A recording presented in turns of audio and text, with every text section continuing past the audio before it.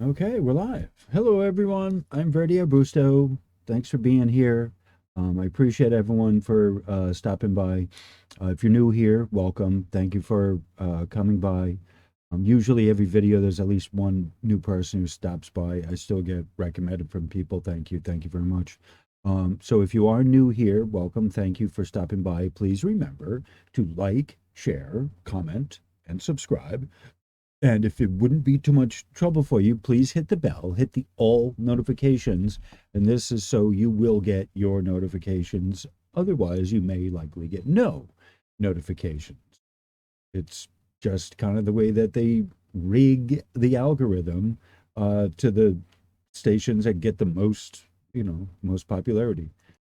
Okay, so this should be let's just get right into it. I've already done a couple videos that have introduced this the subject at hand.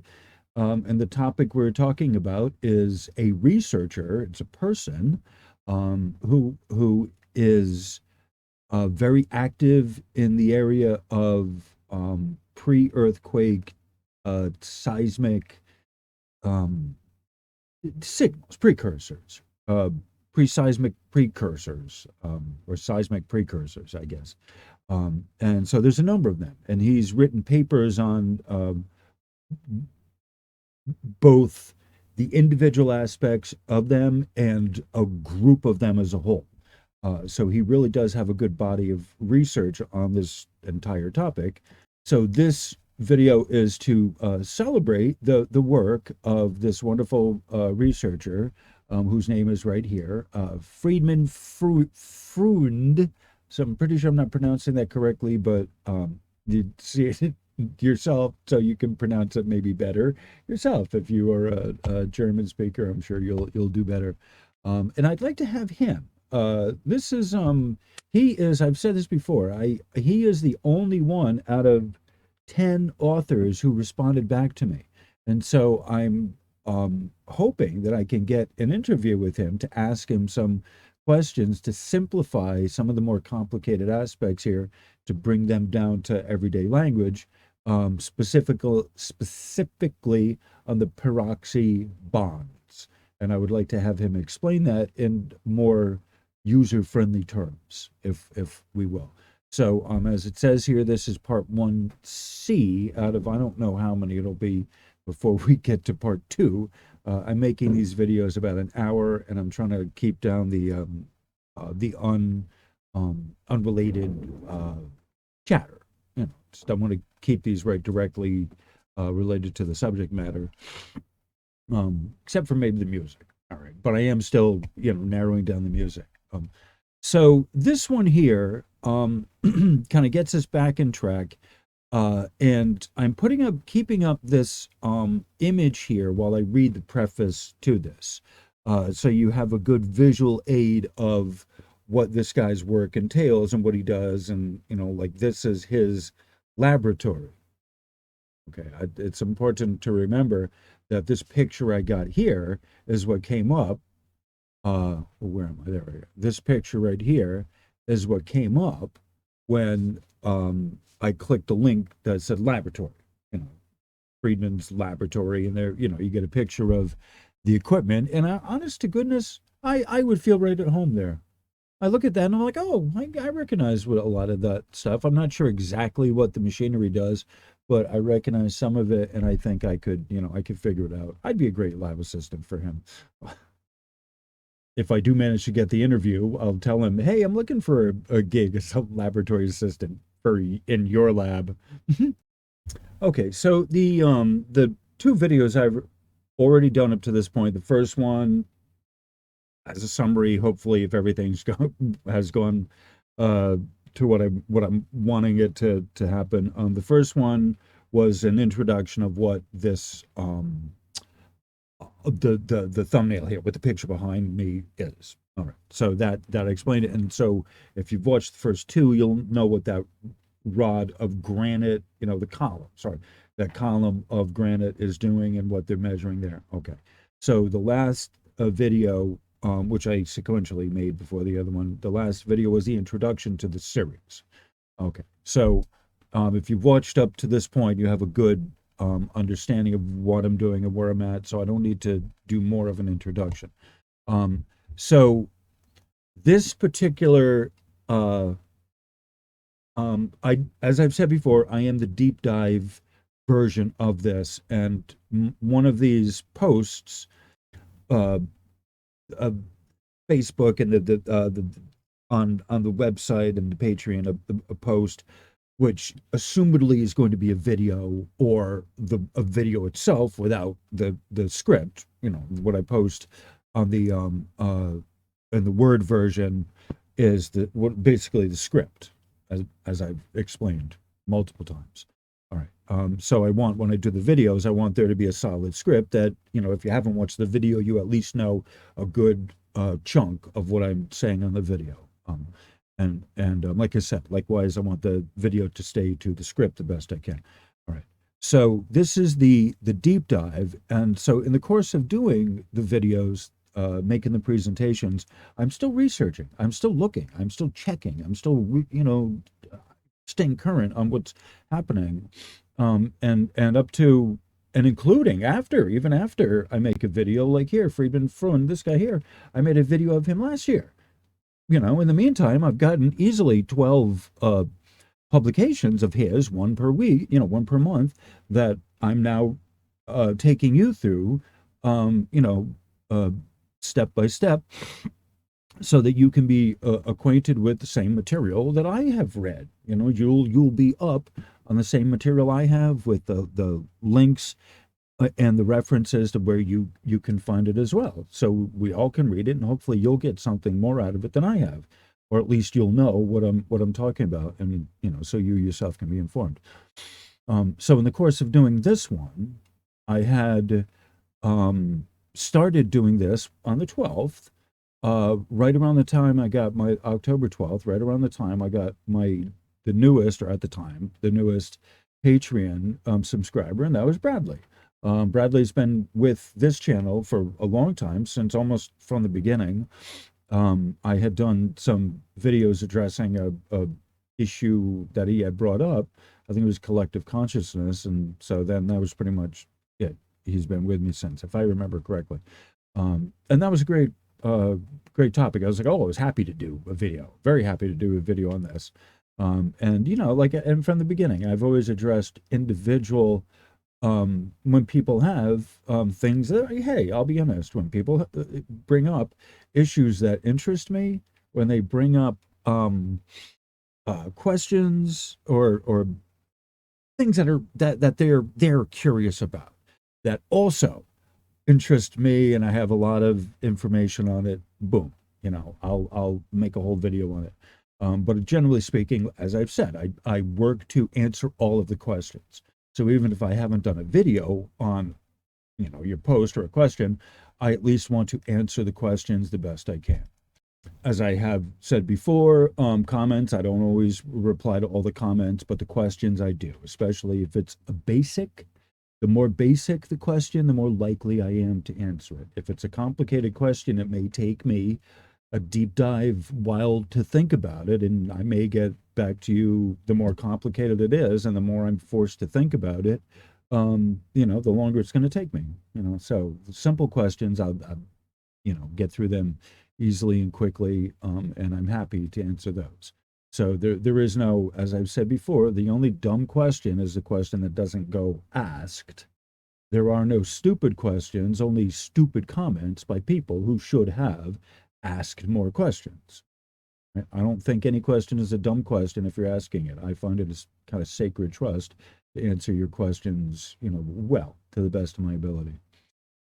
All right. So, as I said before, I'd be at home in this lab right here, crushing up granite. It's pretty, it's polished. You see that? It's pretty amazing. It's not, if you didn't know that this was over here, if you didn't know that this was granite, it's polished. It's like, I don't know what you think it is, but I didn't at first. I was like, what is that? I thought it was a metal.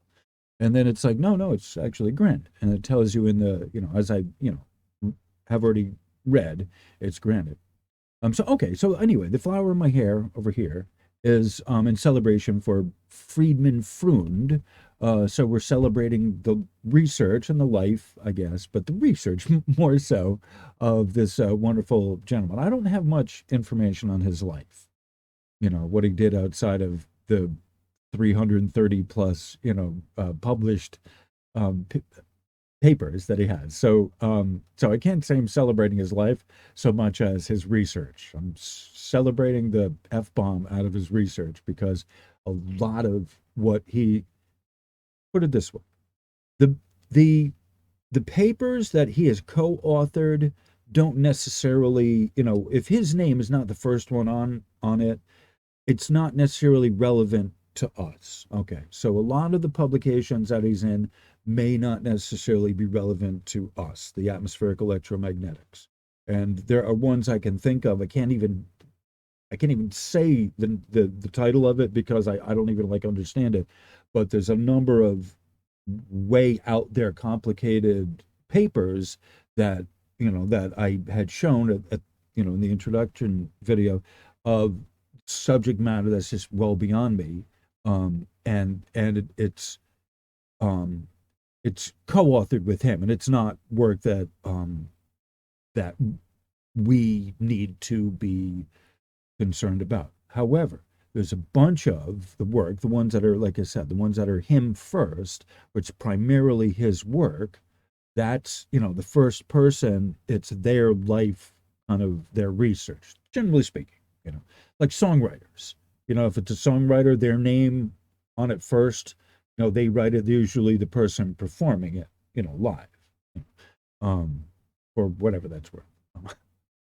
Uh, so the ones where on the papers where he's first, and even if he's not first, he's still like this one here, particularly, like I had said, this one here, related to electron deposition in water, groundwater, how electrons move through groundwater and the blah, blah, blah, blah, blah.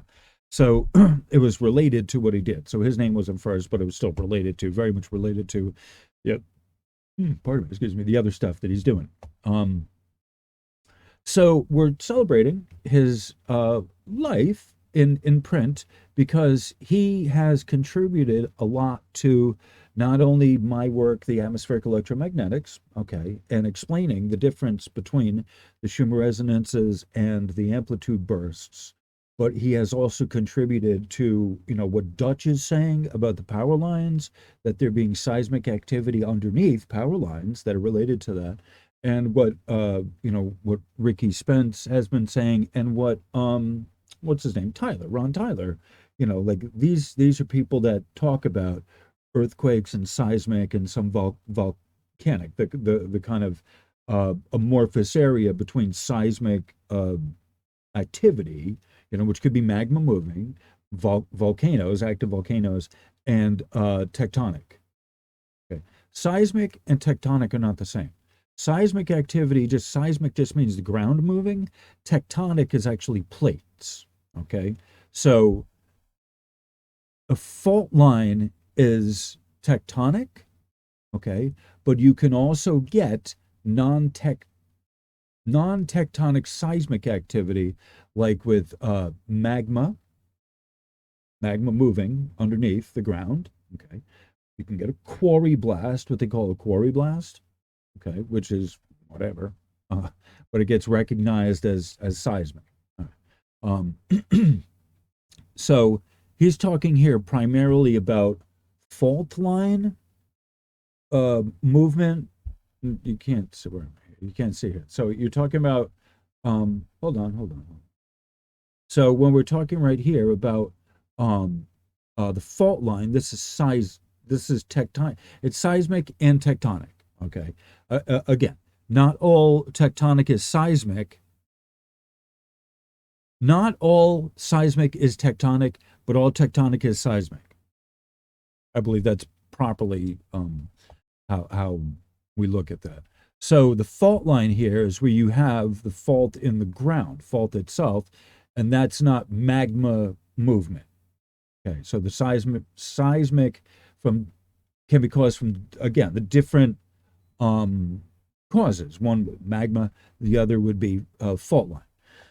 So when the fault line gives way, that's when we're talking about the O2 release, the uh not dioxy, the oh good God, the oxygen. I want to call it oxide, but it's not oxide. Peroxy. Got to remember that. Peroxy. Um, which is similar to oxide. Okay, they're different. All right. All right. So with that said, that's enough an introduction, I think, right now. I'm gonna play a little bit of music, show the picture, and then kind of get into like I had said, this was I had started out this the preface, this the before I get into the material itself, the preface. I have posted this on Patreon for, because I needed something to post on Patreon, quite honestly. But this is what I'm working on, and so at that time, that was the what I had just come across my desk is this article I'm going to read. There's actually two articles that I'm going to read, specifically the first one that I done on Patreon, and I posted a bunch of it, not all of it, but like a couple pages worth of this this article toward a unified solid state theory of pre-earthquake signals. All right, so that's the next one up on the queue. And I had started to do basically I did an introduction for Patreon, for Bradley. It's just my way of saying hi and thank you. I'm doing, I'm already doing this, but I wanted to gear it toward people that I know that are interested in this subject, this topic. So this was originally on the 12th. I didn't get to that. I had started kind of doing some other stuff. So so this was something that I was working on, got overlooked, so I'm coming back to it. And I want to uh go into this. I'll read it when I get through the music, I think. There we go.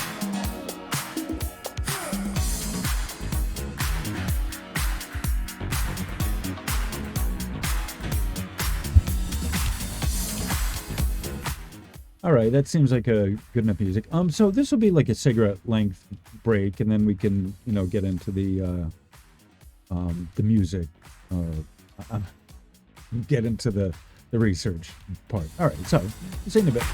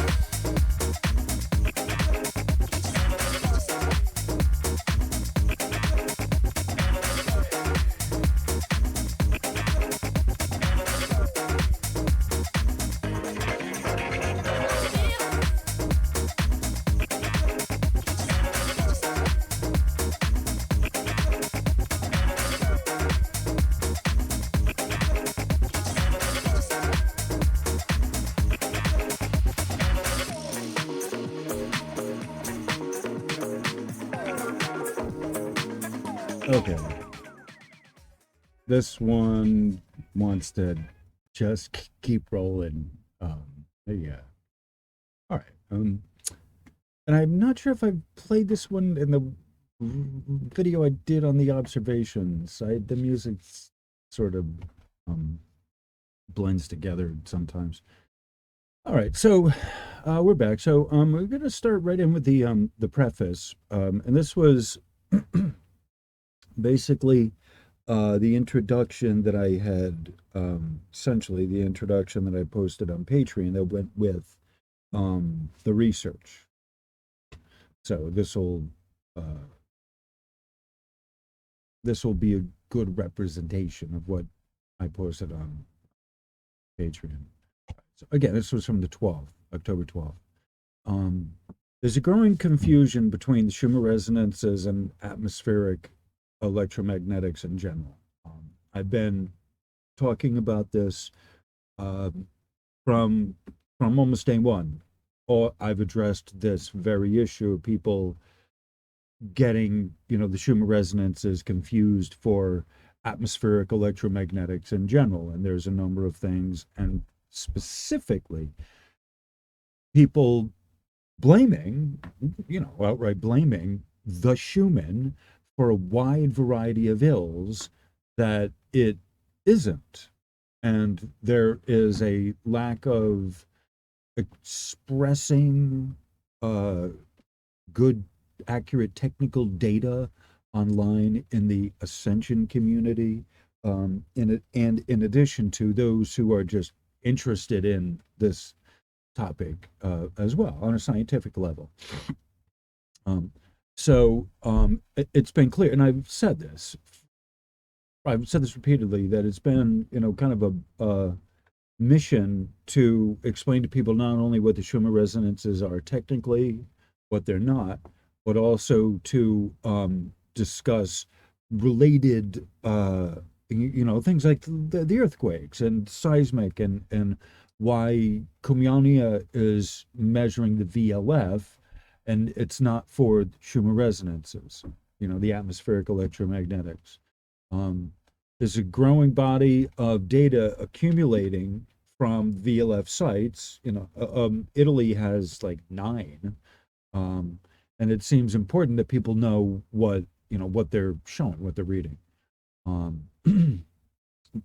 Frequently, the graphs from Cumiana are brought in to represent the data. Data from Cumiana, the VLF station, is used in place of the Tomsk data for people who are interested in the Schumann resonances. So they believe that Cumiana is showing pretty much exactly the same thing as Tomsk is, and so there's a huge confusion over what it means when they get a spike on Cumiana, which is this one here. Right? So this is Cumiana. When I say that, that's not the standard Tomsk, which is detecting Schumann resonances. You have to remember that. Tomsk is dedicated Schumann resonance detection, whereas VLF at Cumiana in Italy is VLF attached to seismic monitoring. Okay, they're two different things. And so it's important to understand the difference of one from the other. And that's why I've been kind of pursuing this topic for people who have been interested in, in knowing more, knowing the technical side. And especially for use as I guess, a defensive mechanism. I'm not even sure what the word is, but a reasonable rebuttal for those who are trying to expose some kind of malevolence at Tomsk, and they pull out the other data, this here data from Cumiana, and say, oh well, it's showing this here, so therefore it's not showing anything in Russia, or the times where it's been a data void. They will use one as a means of proving malevolence at the other place. Right? They do this back and forth because the people doing this don't know what it is they're looking at, and they think that they're identical. I guess I don't know. Near as I can figure, people think they're interchangeable, and they don't in fact know what they're looking at. So as bad as Tomsk is in people's not knowing the how to read the spectrogram, in addition to knowing the place of the dependencies, that is at least Tomsk is at least geared toward, it's dedicated toward human resonance detecting, human resonance monitoring. And as bad as that is, of not knowing that, this is even more difficult or more worse because of the fact that this is not geared for Schumann resonances per se. It's geared for atmospheric electromagnetics, yet included in that are the Schumann resonances. And so you can see in there the Schumann, where am I? Somewhere in here. The Schumann resonance is here. Ding, ding, ding, ding, and ding. You can see the Schumann resonances in there. This is the one that goes to 105 right here. 105 hertz. Right. Remember, hertz goes this way. Right. Amplitude goes that way, and that's in decibels. Same thing there.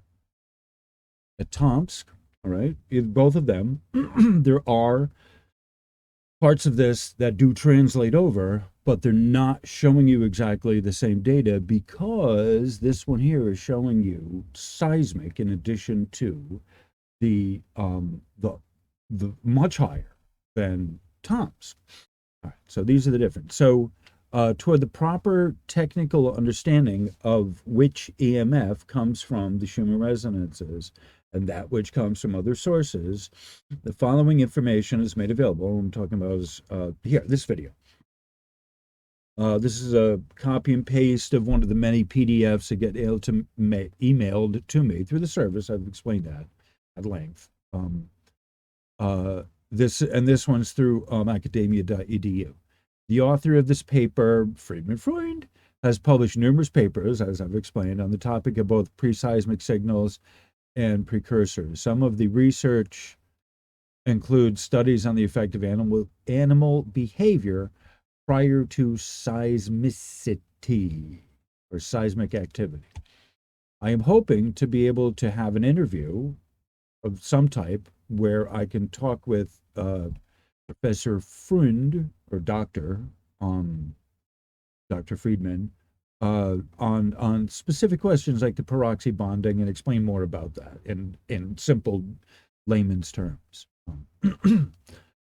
So this particular video I'm dedicating to Bradley. Yay, thank you. My newest Patreon, who is also looking to keep learning, and he's been here nearly since the beginning. Like I said, the research is going to be the featured content in one of the next videos. All right, so this one.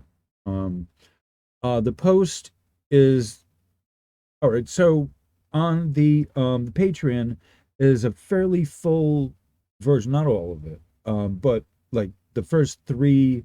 They're not chapters, but the first three headings of the research. It's all, this is all good stuff. It's well beyond anyone, but it's good stuff. Try and read it anyway.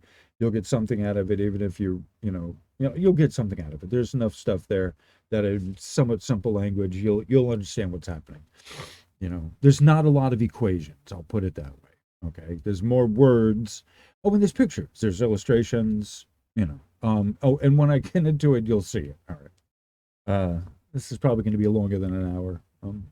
Maybe not. Stop jabbering on. Get into the research. So atmospheric electromagnetics is a very complex field of research. It has a steep learning curve to it. I've explained this before. You can't expect to be exposed to the technical side of this and have, as a novice, easily pick it up, even after a year of dedicated study. This is really, really technical stuff. Um, you need to have a little bit of a chemistry background, paid attention in high school chemistry. You can get some of this. I've had to brush up on a lot of stuff that you know, I fell asleep during class, and so I've had to, brush up on a lot of the stuff. Um, so it just takes a lot of research. Again, I have a number of years, I got 40 plus years coming into this that I can, breeze through it. And for me, it's, not that big of a deal. But for you, there's a lot of vocabulary. And that's why I'm asking people to please ask questions, make comments, and even if you have a comment that I think is a question, I'll try and answer it the best I can. And if you have intelligent comments or whatever, it's great to have a dialogue. But if I'm talking about stuff that's just over your head, you can ask me to explain whatever in more, more simple terms, and I'll do my best. Um, uh, I don't get much out of, I'm not trying to use the words to make puff up my ego or because I need to sound good or I'm trying to be popular. If I was trying to be popular, I think I'd monetize the channel and put it out there and, maybe I'd make more videos or, whatever. But it's not about making money. Please donate. That's nice. Yes. But I'm not doing this to make money. I'm doing this for the love of the subject matter. But because I have a very profound love for this, I'm able to expound on this in a way that someone else couldn't if they were trying to do, make this a popular or a money making channel. Based on my experience and my, my history, I explain this to the best I can, and I'm hoping that, you know, you'll get something out of it, and I'm hoping that I'm able to explain it at a basic level. However, that said, even at the basic level, this still may be beyond you. And if it is, it's not your fault, right? You do your best and you try and you ask questions and you do your best. But oh, good golly, it you keep sticking with it. Like if it's overwhelming, it's because it's difficult. And I'm trying to be encouraging. I want you to be encouraged, but oh yeah, don't be discouraged because this is very technical kind of stuff. And and at a certain point, I tell people it may you can do fine, you can progress, you can ascend fine in life without knowing a lot of this technical stuff.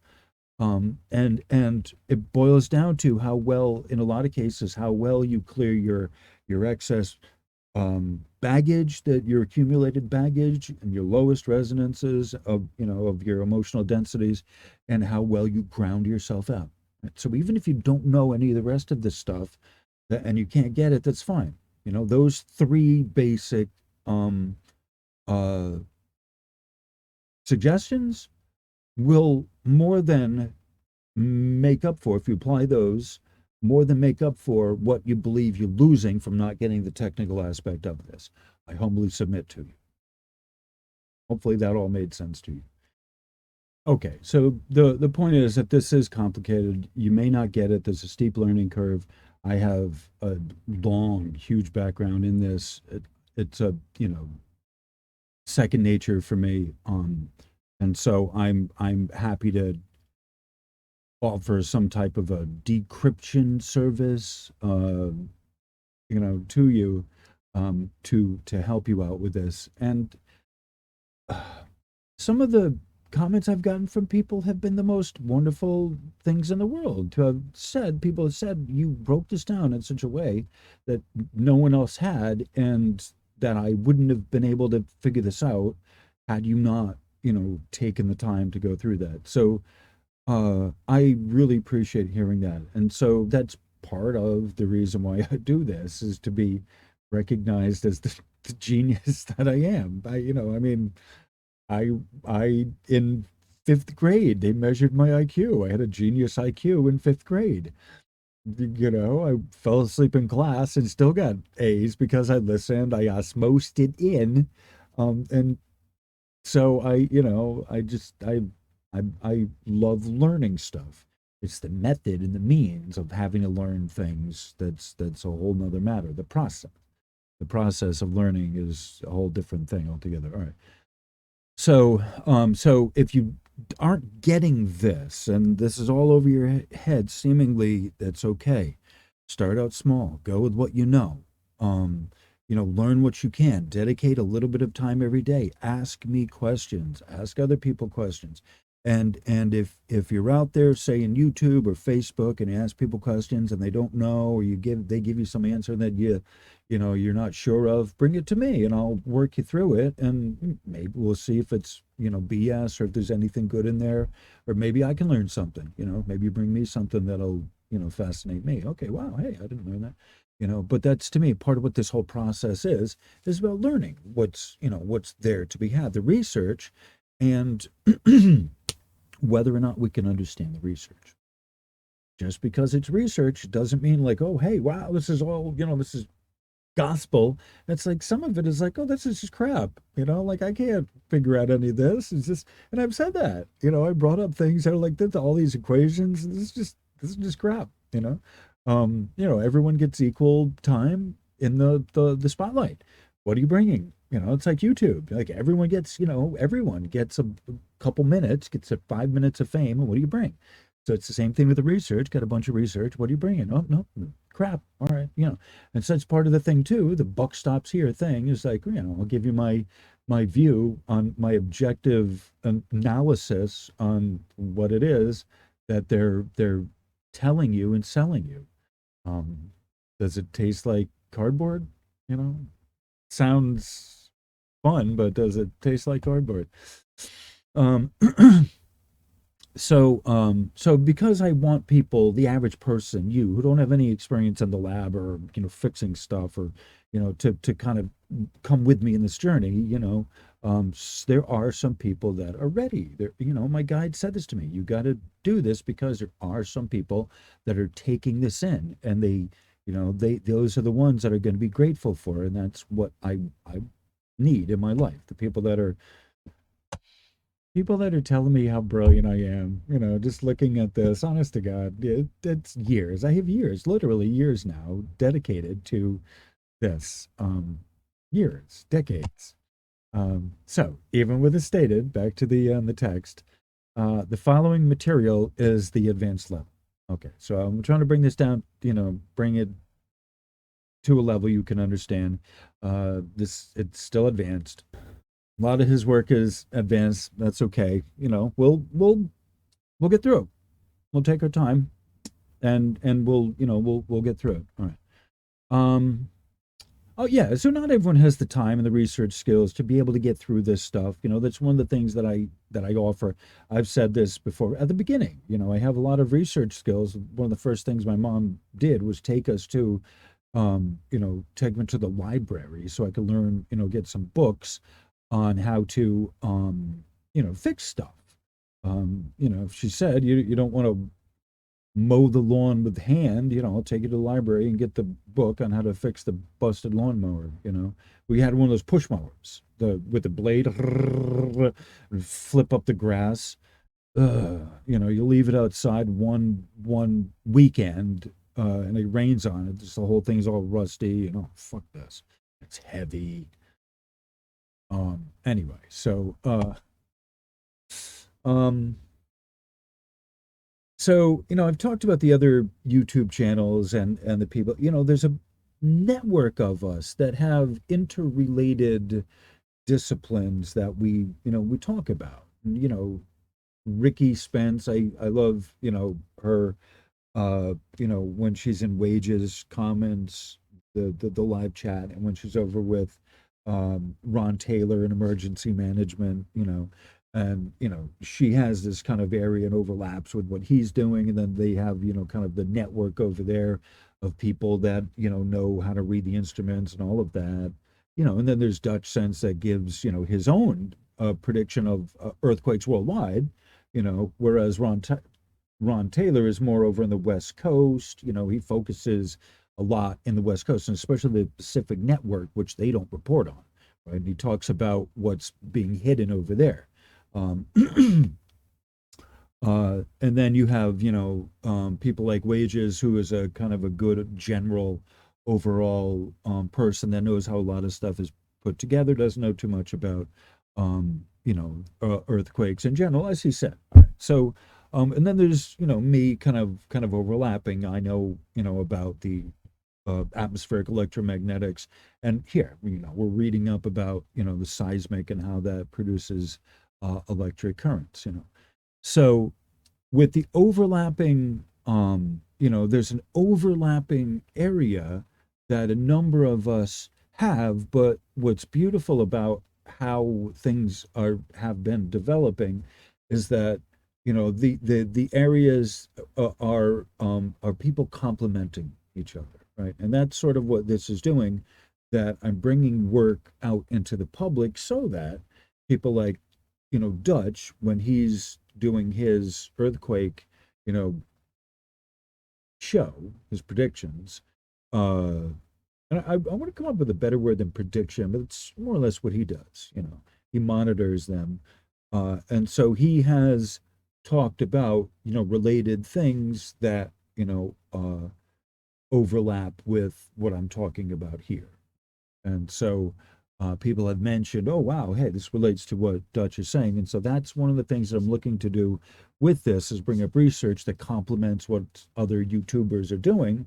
And hey, yeah, to, show that I have my own great research, but also like, it's useful to what he's doing because when we're talking about it's important because areas that are getting seismic, there's a number of what do you call it, a number of side effects that come with seismic activity, and this is what we're talking about. So I want to benefit what people have already, other YouTubers that are out there. I want to work in conjunction with them. The days of experts, I'll say this. I'm going to quote what I said here. Honestly, the days of experts and specialists sitting isolated and alone in their cubicles, I spelled that wrong. I thought it was cubicats, cubicles, not sharing notes and ideas with other disciplines is over. At its best functioning, there's a wonderful developing overlapping tapestry of reporters and observers who are offering their personal observations on the current world situation geologically. Um, and when we talk about observers, we're talking about people who are, a lot of this is people who are observing, the world events, climate, climate change, and other related, the polar shifts and all of this stuff that are important, that are active, very dynamic at this point, so that we need to observe because it's going to have an effect on us at some point. Um, and so there's a network of us who are watching what's going on and kind of giving it to the public um, from our own personal experience. I'll just put it that way. People want to know what's happening around the globe. It's simply time for the lies and the illusions to be revealed. This can only be induced collectively through the willful actions of those who are looking for the actual reality currently underway in the process of this time, looking for the actual reality. I'm not sure what I meant. I think I need to tighten up that sentence. But basically, there's those of us who are kind of looking at things that are going on. No, we're trying not to be fear mongers. We're trying not to alarm anyone, like the world will keep going on. Yeah, after a big earthquake, no matter where you have a big earthquake, it's like, all right, it affects part of the globe. So even at its worst, there's going to be, people that are not as affected as others. But honest to goodness, as I watch, the videos posted from all over the world of all kinds of moving earth and, the earth swallowing land and just it's coming to the point that, people who are awake and aware, not awoke, not woke, not awoke, but awake and aware, who are paying attention, know that we're on the verge of something. And you don't have to know that. You don't have to accept that. Live your life wonderfully, okay? But let me just say this. The last thing I wrote here, the truth does not hurt. Having the lies that we hide behind pulled out from under us is what hurts. And you live every day, every moment, just one moment at a time. Um, do your best to live in the moment, right? But kind of prepare for, the power going out. Prepare that you may not have running water. Prepare food, get canned food, try and live in a place that has is a good structure, if you can. And so these are, this is just time to be wary of things. I live on the shoreline. This is prone to hurricanes here. We've been blessed. We've been lucky. The last great hurricane here was the one of 1938. And I think there was Camille in 1950 something. But relative to that, we've been very lucky. We've been very blessed. Um, you know, but is it just luck or are we blessed? I don't know, whatever. But, as Dutch says, have a plan, And so I'm not fear mongering anyone. That's not what I'm doing here. Uh, but, be prepared, just for your own sake, for your own well being, and you'll be able to ride it out a little better. I'll put it that way. Learn how to garden, learn how to, regenerate the soil. Like these are all important things that are happening. There's poisons, and I talk about this. There's all kinds of poisons around us, and there are things that are not related to atmospheric electromagnetics, especially not Schumann resonances and not the other parts of it, but that are your unshielded domestic electronics, right? So your communicators that are causing problems, and even then, not even necessarily with that, but the other poisons and other toxins of the plastics and the adhesives and the insulating material of wires that can get heated and melt. And even if it's not totally melted, it just releases off an off gas. Right? So there's a lot of toxins that are in us, around us, that affect us, that are, again, not necessarily atmospheric electromagnetics, but are toxic and that are poison and that we otherwise aren't even aware of. So there's one of the things that, I talk about and I bring up here.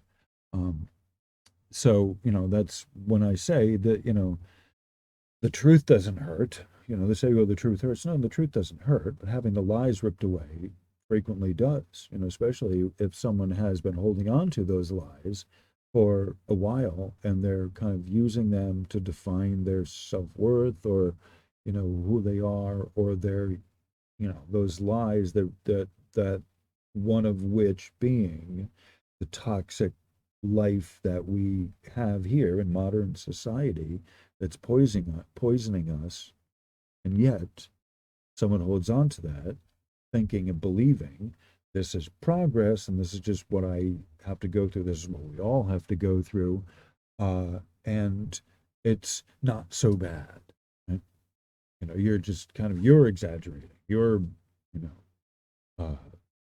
know, like this is what I'm talking about. That eventually, at a certain point, it reaches a end of the run, that it just can't continue that way any longer. It's just, mankind has in his head, humans have in their head, that it just will perpetuate itself, just keep continuously going on and on this way indefinitely. And, it's been this way for millions of years. And it's, yeah, believe that if you want, but, every 6,000 years, there is a kind of a flushing, a flood or whatever, something, something. It's a resonance of the sun, the solar cycle, the great year. Periodically, we get every 26,000 years is a great year. And so at periods like Saturn, the Saturn, cycle is 28 years. So at 7-year increments, you have points of your life that are, that you go through the period, like, at 7, you have reached a certain point, and then at 12, you start going through puberty, or maybe at 13, 12, I guess, if you're not lucky. But, around then 13 or so. And then by the time 14 or 15 hits, you have already, you've made that change. And now you're in that part of your life, right? So it's the same thing with the great cycle, that every 6,000 years, there's big Earth activity. And so we're getting ready to go through another, another cycle, another reset, global reset cycle. So this is just this just natural cycle, the natural resonance we go through. So at this point, it's, and I had said this, I don't think the last video, one of the videos I've done, I just recently did, we're talking about the recent onslaught of electronics and technology patents coming in the 1800s. And so this is one of those kind of great cycle type things that it's like, the end of it's the great clearing out of all this stuff. And, as we move into the Aquarian age of getting all the electronics and everything and the mediated view and everything analog into the digital format. And, it's basically the, you see it, the switching over of the guards. So it's now important, and probably wasn't 20 years ago, but it certainly is important now that we are in the Aquarian age, for people to understand what the meters are telling you. It's the mediated view of everything. What are the machines, telling you? What are they mediating? What are they moderating? What are the graphs? What's the graph reading? That's for a number of reasons. That's where we're at. So electronically, sensorily, objectively looking at the earthquakes, and trying to determine a precursor to the seismic activity that we can detect through a meter, through some gauge or some machine, monitor, some sensor. Right? So that's what, where we're at, looking at, things that were presumed to be unknowable, presumed to be unpredictable. We're now predicting. Okay, it's just, we're not great, we're not awesome. This is just what the Aquarian age allows us to do, to be able to be prepared for what's happening, what's rolling down the street coming to us as we're going through the transition. This is the closeout of the great year. I've said it's the closeout of the closeout, and it's time to, to get, all your affairs in order. And I mean that in a general sense, and specifically, like, if you have things that are outstanding, close them out. Get everything, pull your energy, pull your light in, centered to yourself, so you're not all extended out, way out into the, the far reaches of the universe, where you're not able to pull them back in a short bit of time. I'll just put it that way. Hopefully the person that was meant for understood what I'm saying. All right. So Before I get into the actual, hold on a sec. No, not you. Yep, you. All right. So this is the actual research that I want to get into. All right. Now, before I do, what I'm going to do is read another. There's actually a shorter abstract that I had intended to it's a more of its research. This one's interesting. It's a what was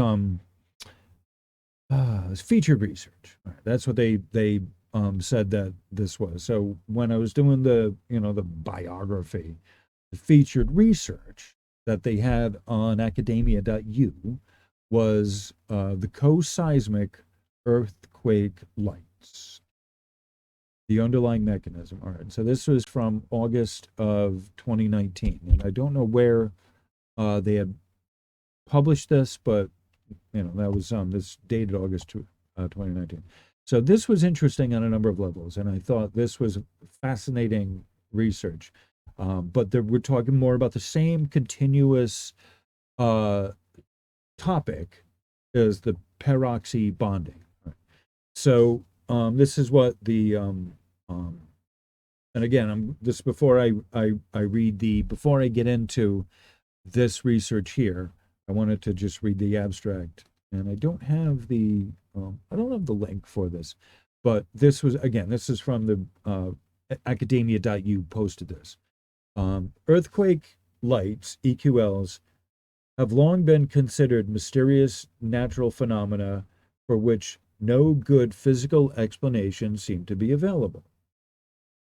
Crucial to understanding EQLs, in particular, the intense flashes of light bursting out of the ground while S waves propagate, is the presence of peroxy defects in igneous rocks, in particular in gabbroic rocks that typically fill the subvertical dikes in regions of past extensional tectonics. The peroxy defects tend to locate along grain boundaries or may even link adjacent mineral grains, making them highly susceptible to ever so slight displacement of mineral grains. Thus, the passage of an S wave will instantly activate peroxy bonds. If the number density of the stress-activated peroxy is so high that their delocalized wave functions overlap, the entire rock volume must instantly expand, supported from within by an electronic degeneration pressure. An electronic degeneration pressure.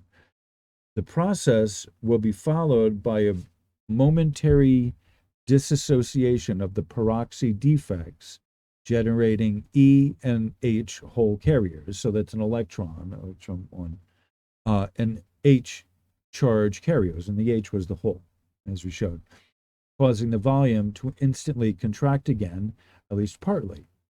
If an electric discharge can burst out from the top of the dike, removing some of the charge carriers and generating an EQL, an additional volume contraction can be expected to occur. All right. So what I'm going to do, put this up there. And, oh, please. Okay, I think what I'm going to do is put this up there so you can read it. This isn't my writing, so I kind of stumbled through it. But, we're on this research, and I'd like you to see it. And I think it's just time for a drink and a smoke, and a song.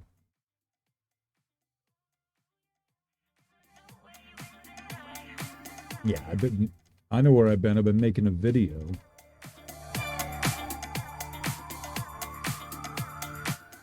Anyway, on that cheery note,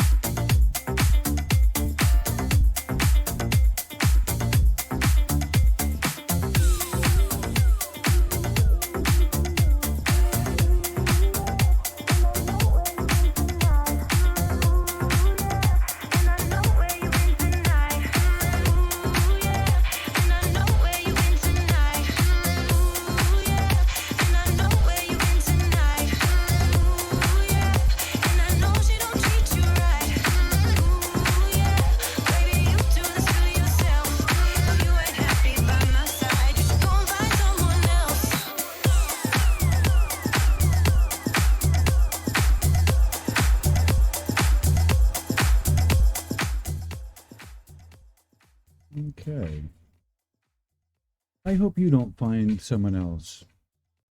I appreciate you coming to see me to get my input on the Schumann resonances and how to read these gosh darn meters. All right,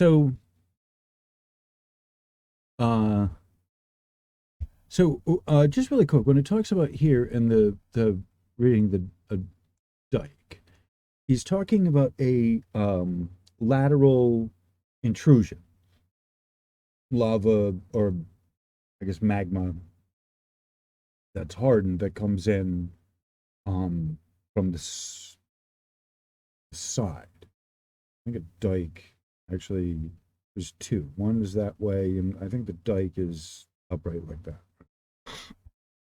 So that's specifically what it's talking about is a form of lava that there's two where it stacks up. I'm trying to remember. I think the dike is where it's this way.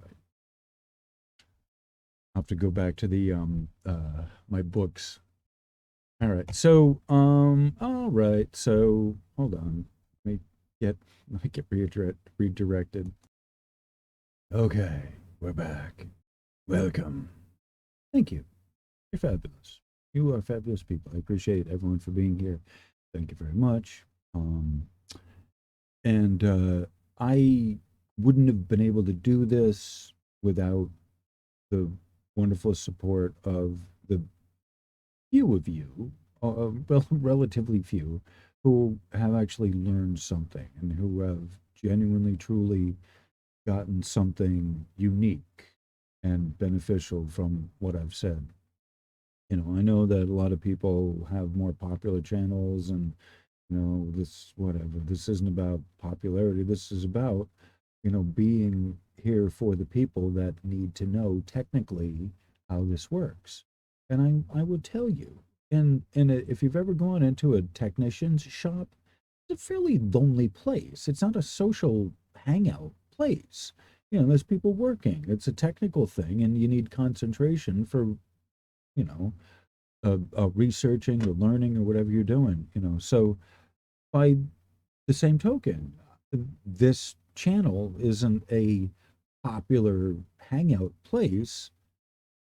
There's people that hang out. There's, it's, but relative to, I don't get a lot of views on my videos. I think the most I got is 300, over 300. And some, like, I'm not even going to say how many views that other videos get, like millions. Some videos get millions of views. I get 300. The average is like 200 views of mine, or I think less than 200 views per video. It's, I'm not, this isn't the popularity king over here. But there are those people who Liz London, she's one of the 10, the most recent version of the 10.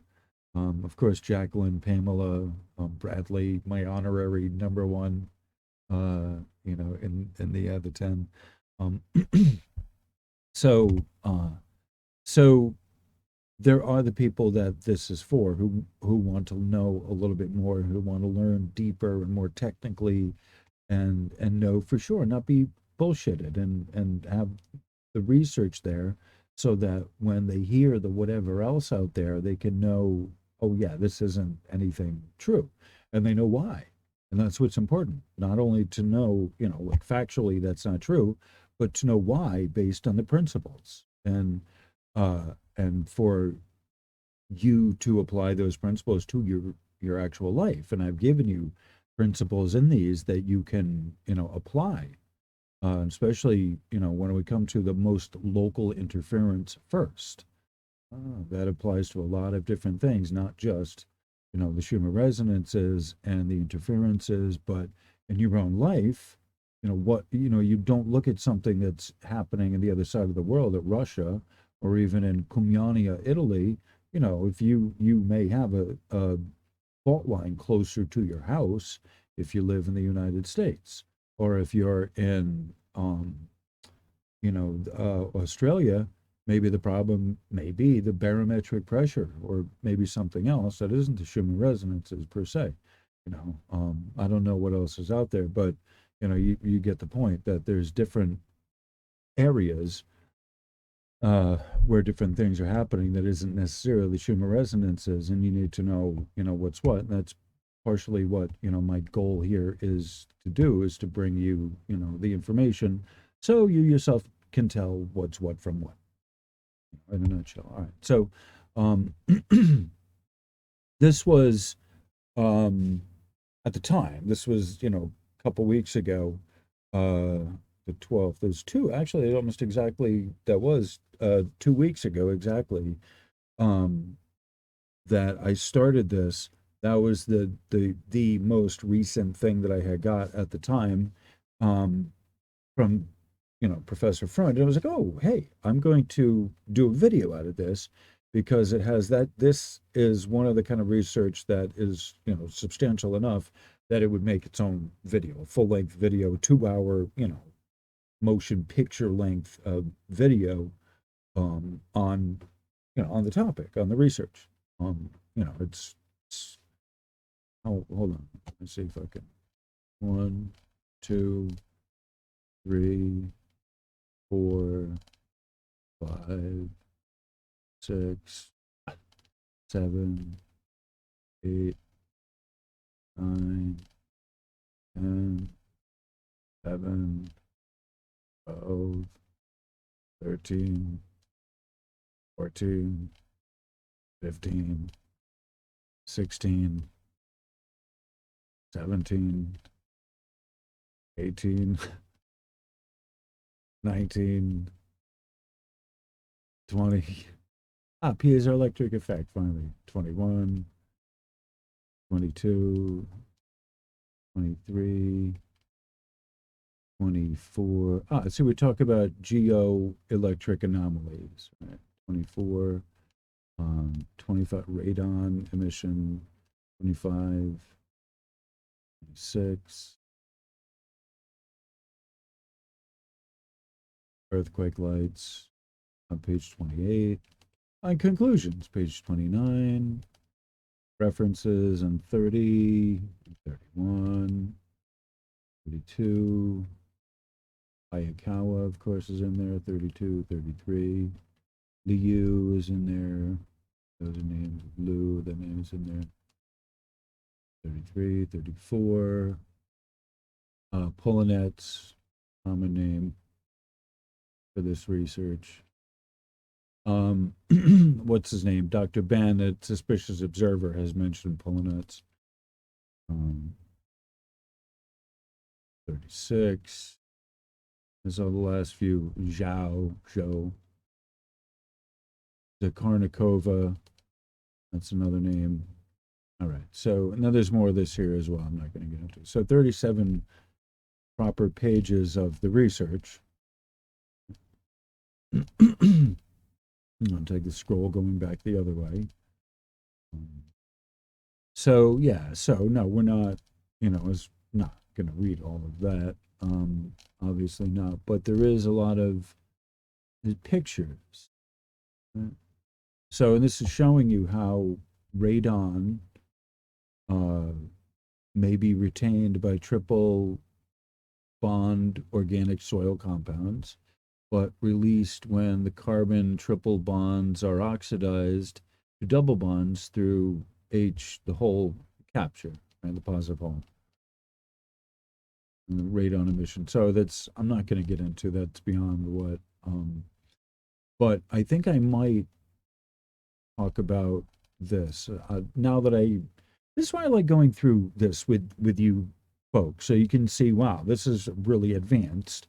There are some things that are interesting in here, just right, because you don't see many equations. This is sort of what I'm looking through, and this is what we're doing. This is what I do when there's research. I start with the abstract and I read through the abstract, and then I'll flip through it to see, oh, there's charts and graphs. All right, I'm graphically oriented. I like pictures. So what are they showing me? And so not everything in there is something, that I want to read or it's worth my time. Honestly, it doesn't all relate to what, um, especially when it's comprehensive research like this. It doesn't all relate to what I'm, when I'm making a video. It doesn't all relate to the atmospheric electromagnetics. It can be remotely related or not even related. So I go through this and I try and figure it out. I try and find out what is related in here, and you come across, where is it here, things like that. Battery currents flowing through the bulk of the rocks. Oh, all right. So this is, I'm not going to read all of this. I'm showing you this to encourage you in your own time to read this. The link is here. I'm giving the link for everything in the description, so you yourself can read through this. But there's some interesting schematics, interesting diagrams here.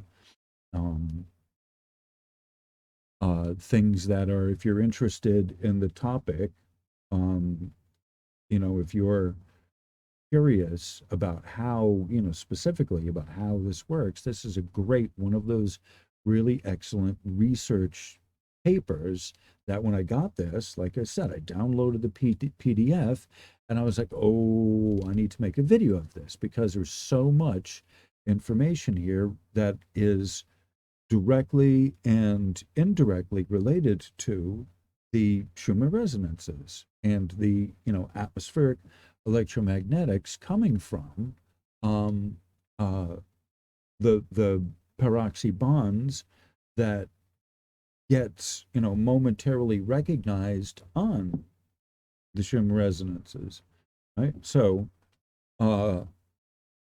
you get the peroxy bonding over there at some part, and then it continues as magnetics, right? The electrics, dissipate out, the amplitude dissipates out into magnetics fairly rapidly, but then keeps, continuing on as the coherent wave of magnetics. Right. So when they're showing you, the reason I wanted to have this up is to show you when what they're, here's a little diagram that explains about the hydroxyl pair, bonding, and the peroxy bonding, and kind of what it looks like from molecular level. It's a little bit more, I couldn't really accurately describe that, but you see it there in this form, and it makes a little more sense to you if you know what you're looking at. You may not know what you're looking at.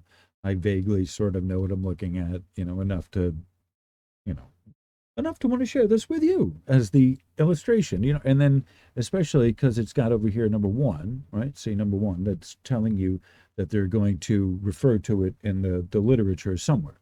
So hopefully, all right. So that's the preview of that. Okay, I think it's important to, like I said, when I do these, I'll read the abstract. Like that's the first thing that I can get on on my email, uh, is the abstract. I can read that without a problem, and they don't all allow for like a full download of it.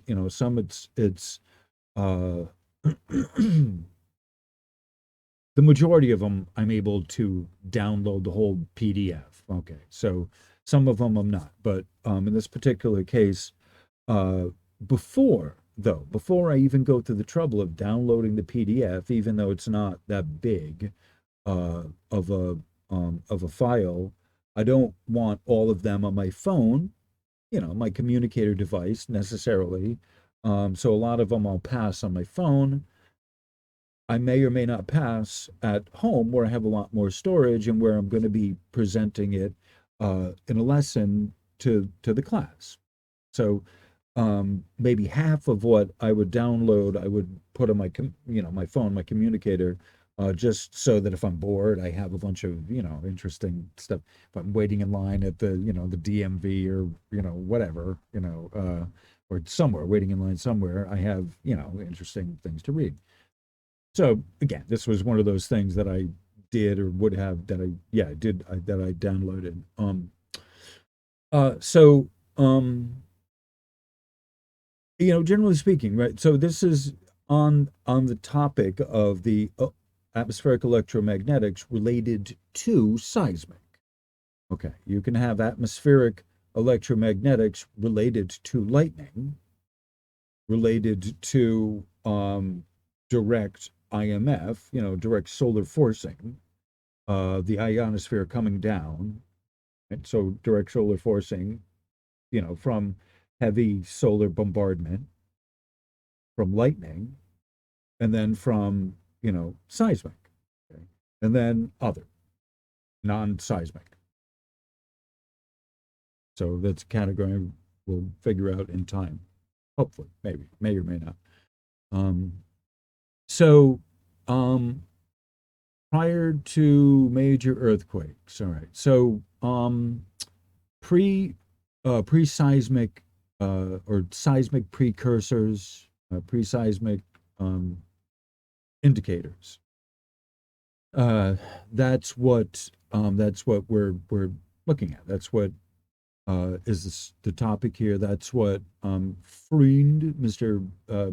Professor Freund, has been researching.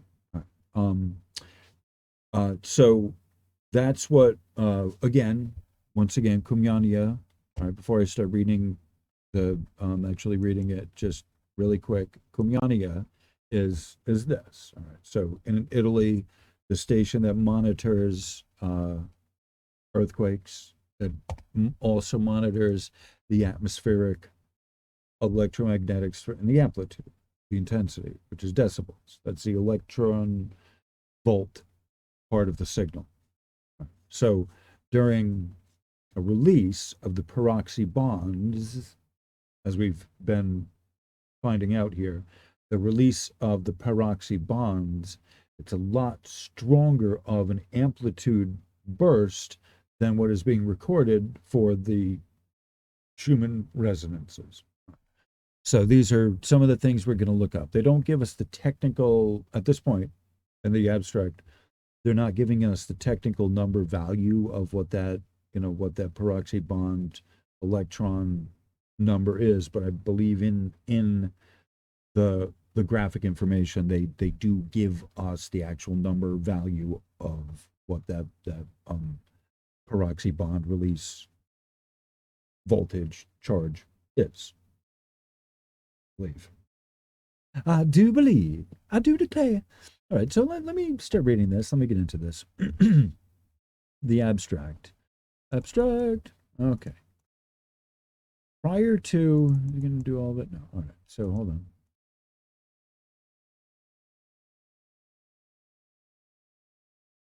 All right, so this is what I'm reading right here. Prior to major earthquakes, EQ, the Earth reportedly sends out transient signals, sometimes strong, more often subtle and fleeting magnetic field variations, electromagnetic EM emissions over a wide range of frequencies, radon emanation, atmospheric and electromagnetic phenomena.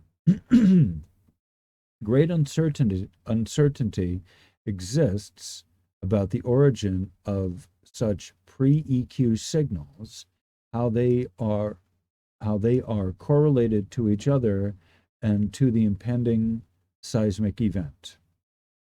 The discovery of stress-activated electric currents in rocks, and this is the references of Freund, Takeuchi, and Lau, and that's Phys Chem Earth 2006, volume 31, pages 389 to 396, provides a possible explanation. Stresses activate mobile charge carriers in rocks, namely defect electrons in the oxygen anion sublattice, also known as positive holes. They are equivalent to O with a little negative in a matrix of O2 negative, and that's O2 is oxide. The O negatively, the negative is already exists in unstressed rocks, however, in a dormant, electrically inactive state as peroxy links, and that's O2 SiO, and then there's two O's right next to each other, and then linked to SiO3. All right, so you see how it's equally the way that, see how it's balanced. You have O3 on the outside, then silicon, Si is silicon, and then you have on the inside of that is the two oxygens. So the two oxygens are stable; they provide the middle, and then you have the silicon outside of that, and then you have an O3. Okay, so you have two oxygen together. That's the O2, the oxide, and then you have O3, and this is in the rocks. Remember how much you think, rocks are solid. Okay, a rock, oh, it's solid granite, solid, okay. But in a molecule, you look at this, the peroxy bonding, how much oxygen, the O, is in there. So O3, there's a silicon, and then there's a peroxy bond, those two, the O's right there, OO directly, they're hooked up directly, and then it's bound to another silica, and then to an O3. So out of the 1, 2, actually 3, 4, 5, 6, 7, 8, 9, 10, 11. So out of the 11, out of the 11 atoms of that molecule, 2 are silicon, right? Right. So we think of oxygen, you breathe oxygen, and it's in the air, and there's, but remember, oxygen has weight to it. It is a an element. It is a chemical. There's 23% of what we breathe is oxygen, but there's a greater percentage of it that's locked away in the rocks and the solid matter of the planet, the crust, the granite, the hardest granite that you have. It actually contains more oxygen than the otherwise loose uh, um, rocks. Gabbro is fairly hard granite, for the record. Uh, and so the hardness of granite depends on those bonds, sticking together. So as you get a unstressed, when it talks about unstressed right there, talks about unstressed, that's where before seismic, before an earthquake, unstressed is at rest. Where the O2, the two oxygen O minus, the pair are tightly bound together. Right. So, and I showed you the O2. And let me just say this. I'm explaining this the best I can, but I really would love to get, uh, Dr. Freund here so he can explain how in a more comprehensive way that's, I think, a little easier for people to understand than I can. Right? And so I'm hoping I can get an interview with him so that he can explain this even at better length than I can. All right. So upon stressing rocks, dislocations sweep through the mineral grains. Dislocations which intersect peroxy links instantly break the O minus dash O minus bonds. There's two oxygens in the middle there. They release mobile, hello. They release mobile positive holes which flow down stress gradients. The flow of these charge carriers constitutes an electric current with attendant magnetic field variation and EM emissions. These charge carriers accumulate at the surface, creating subsurface electric fields, strong enough to field ionize air molecules, right? So that's what is happening when you have earthquake right there. That's what's creating a lot of this stuff. The charge carriers accumulate at the surface, so the surface of, the planet, right? Creating subsurface electric fields, which means in the ground itself, strong ionized to field ionize air molecules. So it's releasing that O2 bonds, ionized, like that's what it's telling you, feel ionized air molecules. So that uh, the release of that current is so strong as an electric field that it ionizes the air right over the earthquake. And that's what creates, that's what creates the lights. That creates a lot of these crackling, snapping of the rock. That's not just the rock itself, but it's sparking of the electrons that move, that are now, you've now created not just the friction of it, but you've broken it in that manner that he's told you. It's field ionizing the air molecules, so it's like kind of ionizing them. It's kind of I don't know how to, it's ionizing them, and so it's like a spark, an arc is the best way to put that. At first, only positive airborne ions are produced. Later, with the onset of corona discharges, positive and negative. The positive holes also recombine at the surface, leading to spectroscopically distinct IR, infrared, emissions seen in laboratory experiments and nighttime infrared satellite images. Okay. In addition, the positive holes seem to chemically interact with radon in the soil, affecting the radon emanation. And so I'm not sure what all, we're not going to get into the radon emanation, but that's got to produce some type of, something, gas, some off-gassing from radon. I don't know. It'll tell us in there. I'm not going to, go that far into it, but it is interesting to note that.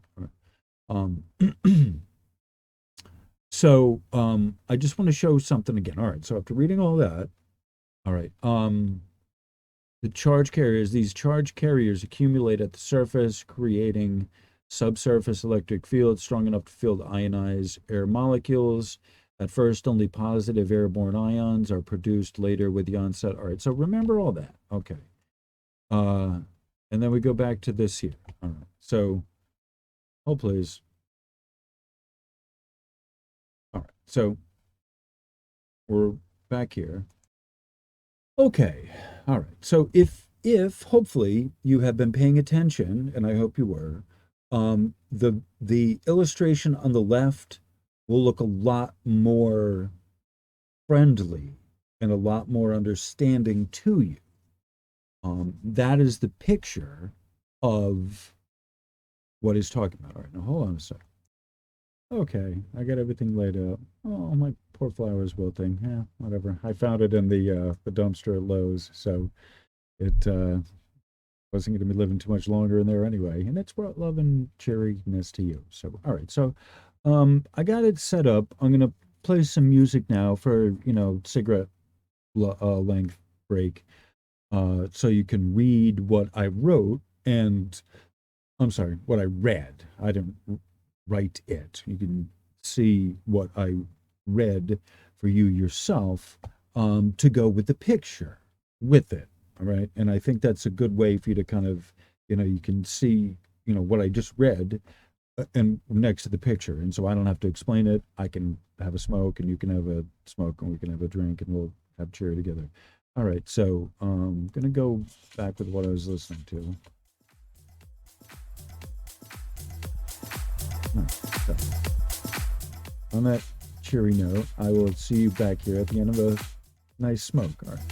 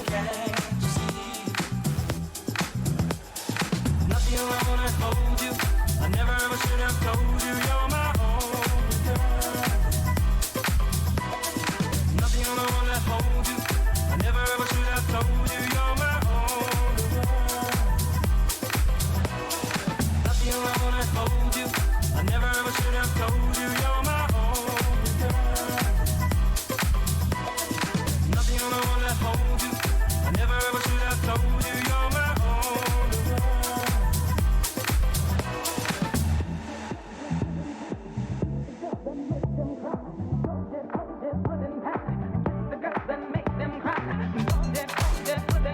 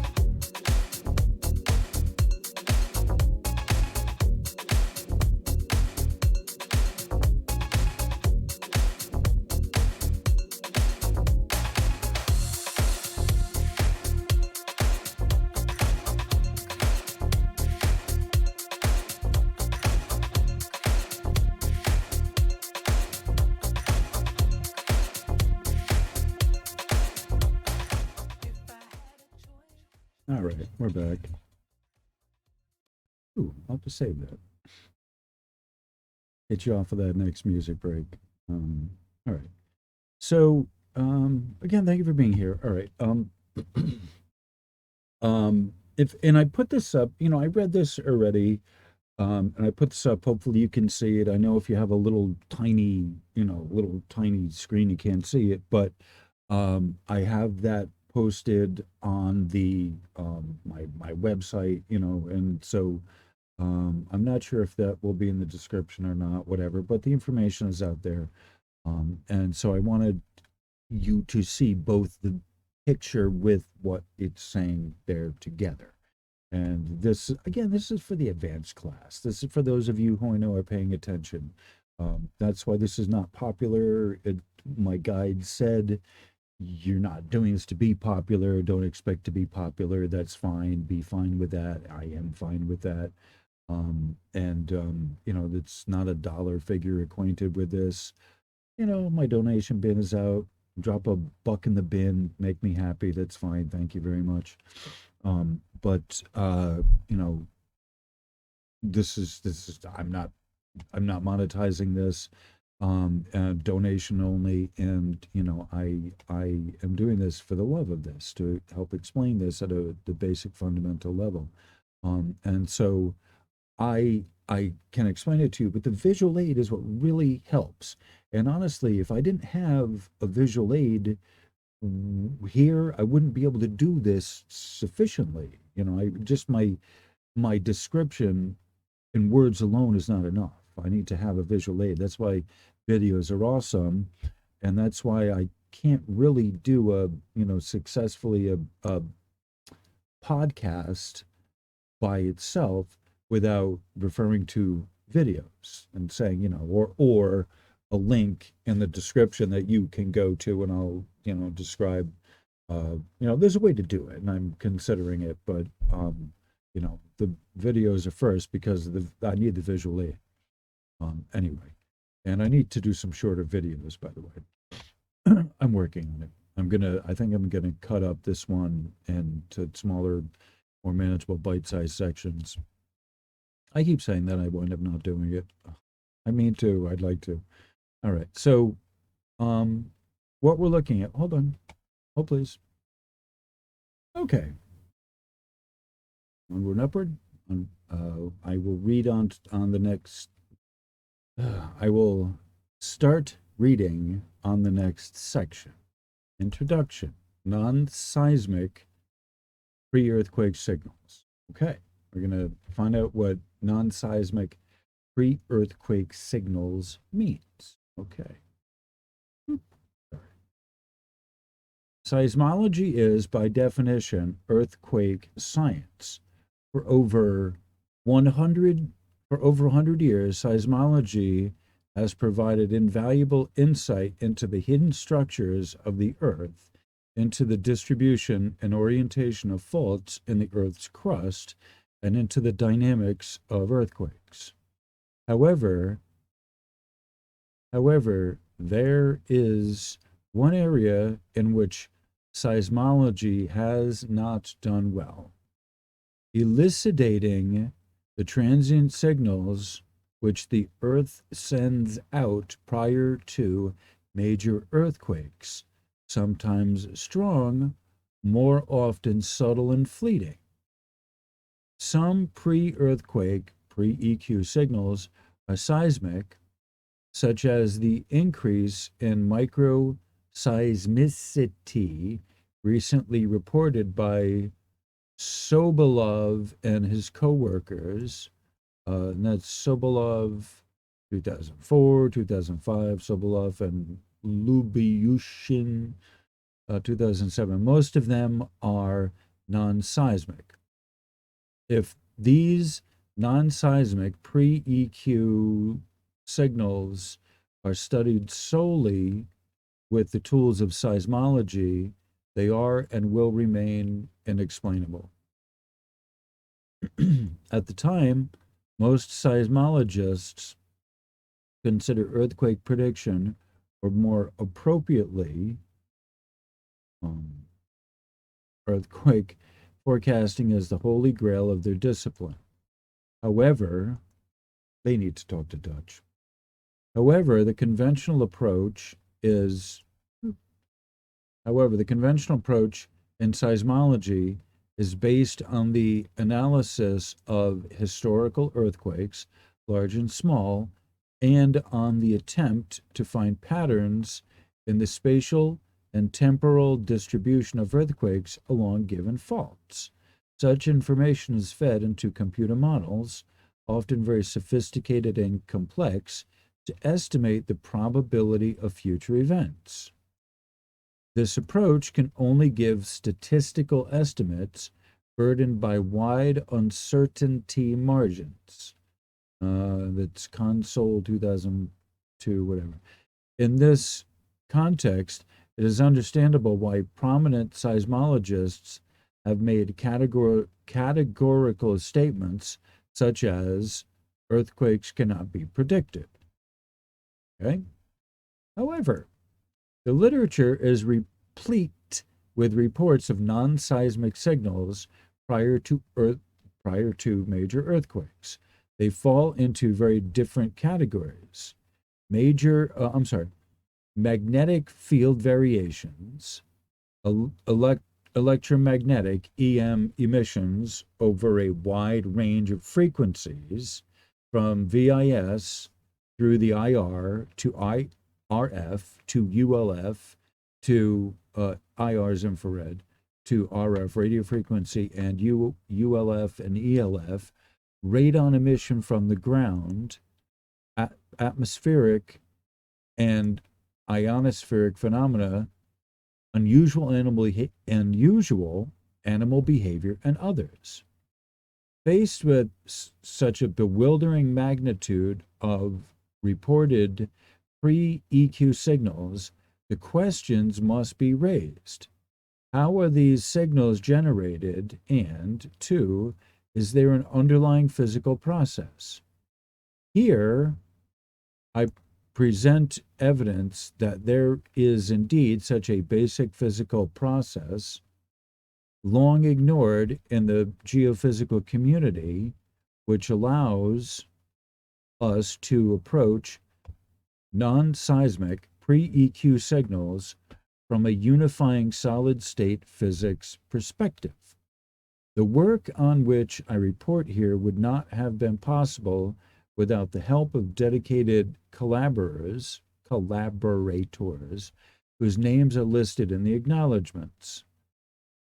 As part of this presentation, I need to introduce some terms that are familiar to members from other disciplines, but probably not to seismologists.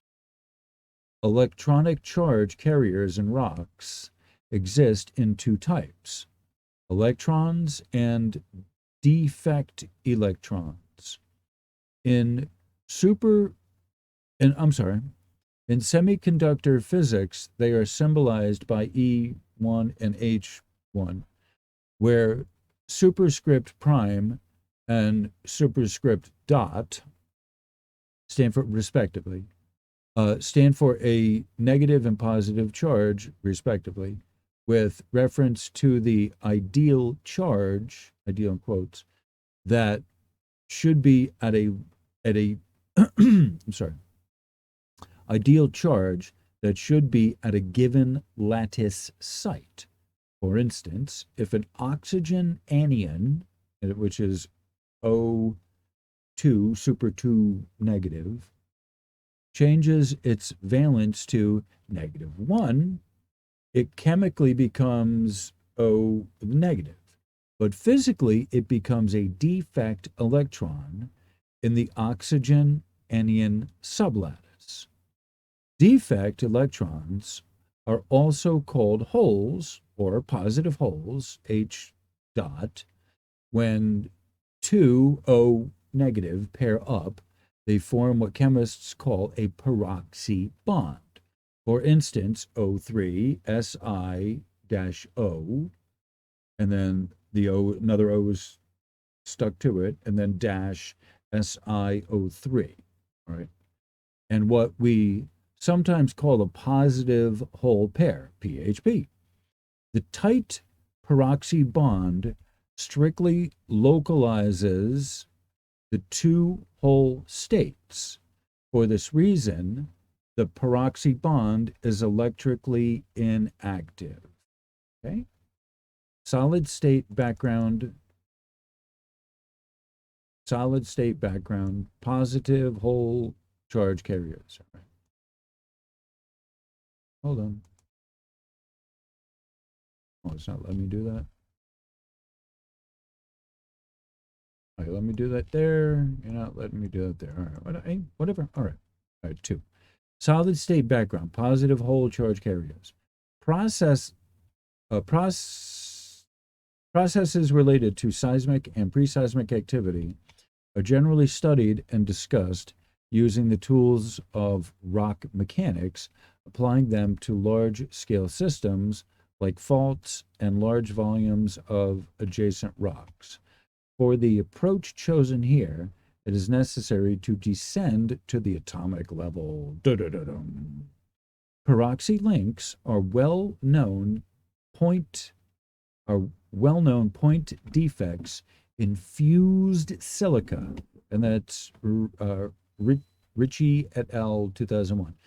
When one of the usual O3 silica O3 bonds is replaced by a O3 silica -OO silica O3 link, the same type of peroxy defects exist in the structures of rock-forming minerals, and that's O3X -OO YO3, where X comma Y equals silica plus and alumina 3 plus, etc. All right.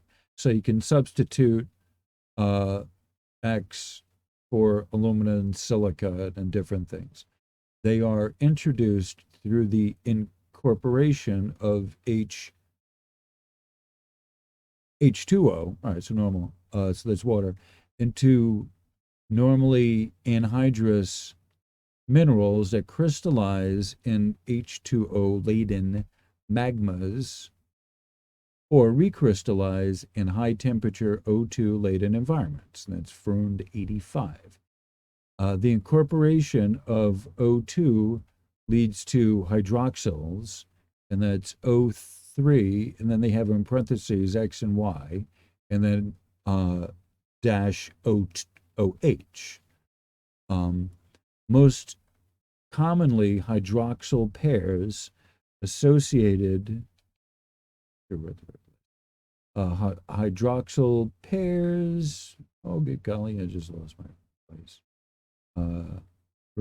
The incorporation of H2O leads to hydroxyls O3, XY, dash O2, OH. Most commonly, hydroxyl pairs associated with other defect sites, such as cation vacancies.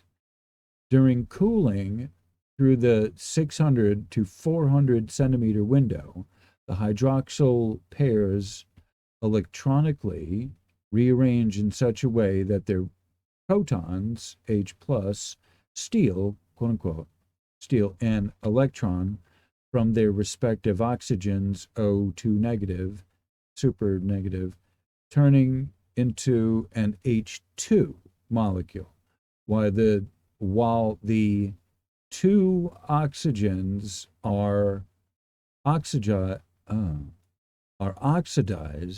from the valence 2 to the valence 1 to form O1, then form a peroxy bond, or O negative. All right, this is tough. I'm not a chemist here. So showing you water splits SiO-Si. So basically, the long and short of this that you kind of have to understand is that these electrically, by borrowing and giving off an electron, it from the oxygen to the hydrogen, it it creates a current, right? Those little tiny atoms you can't see, it creates current as it's moving from, as it breaks and it moves from one to the other, that creates a current, right? So that's what's kind of important to understand about this. They're giving you the technical mechanism of how that happens, but that's just what's important to understand. That the oxygen and hydrogen and the water, H2O, H3O, it moves. They bond together to form a new molecule of a different material, depending on, how they're, swapping their electrons, and it moves uh, electricity, basically current, through the ground or through from the ground into the atmosphere. As we saw earlier, it field ionizes the air, directly above the earthquake. Uh, all right. So moving on, peroxy defects are ubiquitous in the mineral world. Every igneous and high-grade metamorphic rock in the Earth's crust carries a non-zero complement of peroxy. The same is true for every sedimentary rock that contains detrital mineral grains from igneous and high-grade metamorphic rocks. And remember, metamorphic means, compressed. Igneous means through volcanic. This has far-reaching consequences for the capability of crystalline and most sedimentary rocks. I'm sorry, no, sedimentary is where it's compressed. Metamorphic is where I think it's a combination of the two. All right, so this is far-reaching consequences for the capability of crystalline and most sedimentary rocks to, one, generate electric charge carriers when subjected to tectonic stresses, and two, allow those electric charge carriers to flow through rocks and carry a current. All right. Peroxy defects, so we'll go over this again. Peroxy defects are ubiquitous in the mineral world. So I was telling you about the handbook of mineralogy, that they were talking about how much oxygen is locked up in the crust. So every igneous and high-grade metamorphic rock in the Earth's crust carries a non-zero complement of peroxy. So that means it's a lot of it. Non-zero complement of peroxy. So there is more than zero, I guess, non-zero complement of peroxy. A lot. The same is true for every sedimentary rock that contains detrital mineral grains from igneous and high-grade metamorphic rocks. All right. Detrital means the cast off. This has far-reaching consequences for the capability of crystalline and most sedimentary rocks to generate electric charge carriers when subjected to tectonic stresses, and to allow those electric charge carriers to flow through rocks and carry a current. All right. So because there is so much oxygen pairs, like you saw peroxy bonds locked up, O2 peroxy bonds locked up in the crust, it allows for a wide ability, a great ability for the rocks themselves to carry an electric charge through them. All right? This goes hand in hand with what Dutch is saying with the telluric currents and the groundwater under the earth, under the groundwater that's buried way deep in the earth, that it acts in a certain way, and it has a certain momentum to it, we'll say. The waters of the deep, they refer to it as. Back to material. The structure of every silicate material is made up of large O2 negative anions filling most of the space, and the usually much smaller metal cations, C-A-T-I-O-N, cations, occupying interstitial sites. I'm not sure what interstitial site is. And O negative representing a missing electron in the O2 negative sublattice. Thus, an O negative is a defect electron in the O2 negative sublattice, the oxide negative sublattice, also known as a positive hole, or p-hole, a full p-hole for short, symbolized by H dot. The two O negative bonded together in a peroxy link represent a positive hole pair, PHP, where the two positive holes are self-trapped and strictly localized. PHPs are inconspicuous and electronically inactive.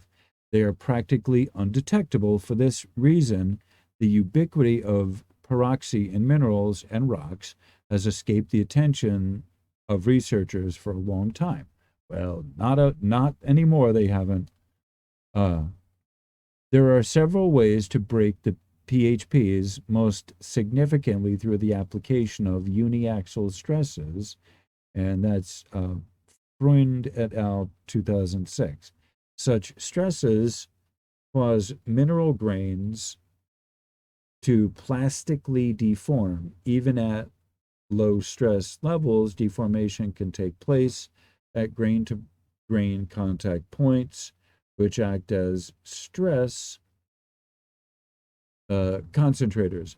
Plastic deformation is achieved through the movement of dislocations, for example, zipper-like displacement of rows of atoms in the mineral structure.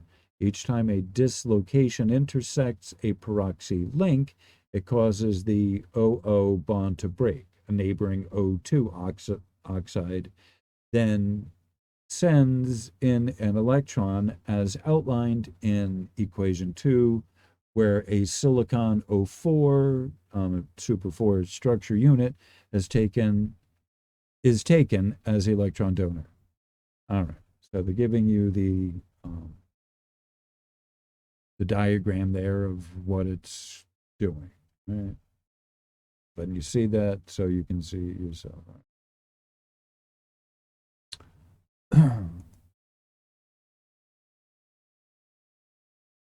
The broken peroxy link acts as electron receptor. It takes the electron and holds on to it, while the SiO4, super 4, which had donated the electron, thereby turns into a positive hole, symboled by H dot. The situation, which then develops, requires some more semiconductor terminology. As stated above, the H dot is an electron state associated with a missing electron in the oxide sublattice. It has no physical reality except that it has a wave function that is associated with the the oxide, the O2 molecule, where an electron is missing. At the same time, H dot is electronic charge carriers and quite mobile too. They reside in the valence band, which forms an energetic continuum across all grain boundaries. Fabulous. If all energy levels in the valence band are fully occupied, the H hole have no way to move. A suitable analogy is that of a movie theater where all seats are occupied. Most silicate minerals are good insulators, meaning that they disallow the flow of electrons. However, if their valence bands contain some holes, like these H are are like empty seats in the movie theater. The empty seats can move by people on occupied seats exchanging places. Okay? In the case of H dot, electrons are moving from oxide negative to O negative. For this reason, if minerals contain an ever so low concentration of H dot, changes can move as predicted in equation 3. Right? Okay, I think I'm just going to read to the point where it says figure 1A, and then maybe I'll read that, maybe not, I don't know. Probably should. Figure 1, 2, 3. Figure 1A, 1B. All right. I guess that's below. All right. All right. So,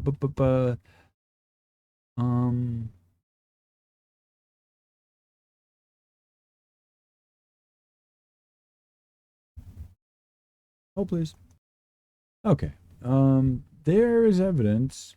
There is evidence that indeed all rock-forming minerals contain positive holes, at least at some level, providing energy levels at the upper edge of their valence bands along which the H hole H dot can propagate. The hole propagate not only through the um, defect electron, the peroxy bond, the hole right there. That's what that H is. Propagate not only through the individual material grains, they can also cross grain boundaries. For example, they can propagate from grain to grain in solid rocks and even form from grain to grain in sand and soil whenever mineral grains are in physical contact. So what they're telling you is it's, that not